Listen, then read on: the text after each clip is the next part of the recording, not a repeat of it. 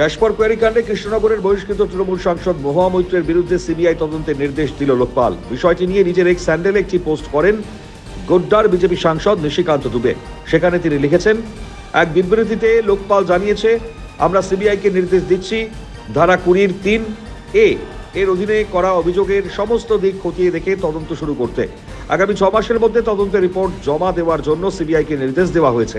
এছাড়াও প্রতি মাসে তদন্তের গতি প্রকৃতি জানাতে সিবিআইকে নির্দেশ দিয়েছে লোকপাল।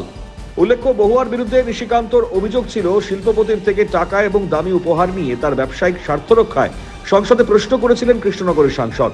সেই সঙ্গে ওই শিল্পপতিকে সংসদের ওয়েবসাইটে লগইন পাসওয়ার্ডও শেয়ার করেছিলেন মহুয়া। বিষয়টি নিয়ে লোকসভা স্পিকার ওম বিড়লার কাছেও অভিযোগ করেছিলেন গোড্ডার বিজেপি সাংসদ।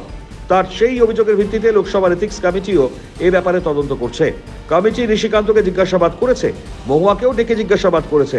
তবে মহুয়া ওই কমিটির বৈঠক থেকে বেরিয়ে আসেন। এরপরই সাংসদ পদ থেকে মহুয়াকে বহিষ্কার করেছিল এথিক্স কমিটি। আর এবার মহুয়ার বিরুদ্ধে সিবিআই তদন্তের নির্দেশ দিল লোকপাল। বিষয়টি নিয়ে শুরু হয়েছে রাজনৈতিক চর্চা। এ বিষয়ে সিবিআই তদন্ত হওয়া স্বাভাবিক মত রানাঘাটের বিজেপি সাংসদ জগন্নাথ সরকারের।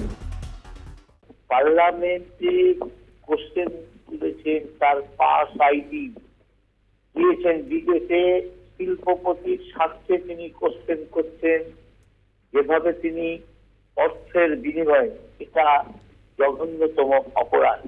আর সেই অপরাধের তদন্তে তিনি প্রমাণিত হয়েছেন এই ঘটনা সত্য, এবং তিনি যে নিজেও বলেছেন।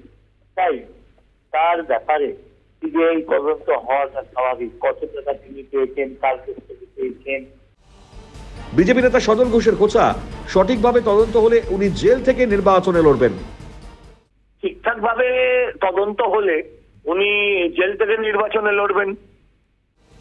দোষ প্রমাণিত হলে অভিযুক্তের কঠোর সাজা হওয়া উচিত, মত সিপিএম নেতা তন্ময় ভট্টাচার্যের। এত বড় একটা অভিযোগ, তখন সেই অভিযোগ তদন্ত হওয়া উচিত, এবং যদি অভিযুক্ত দোষী সাব্যস্ত হন তার কঠোর সাজাও হওয়া উচিত। ইন্দ্রাণী দাশগুপ্তের রিপোর্ট, ক্যালকাটা নিউজ।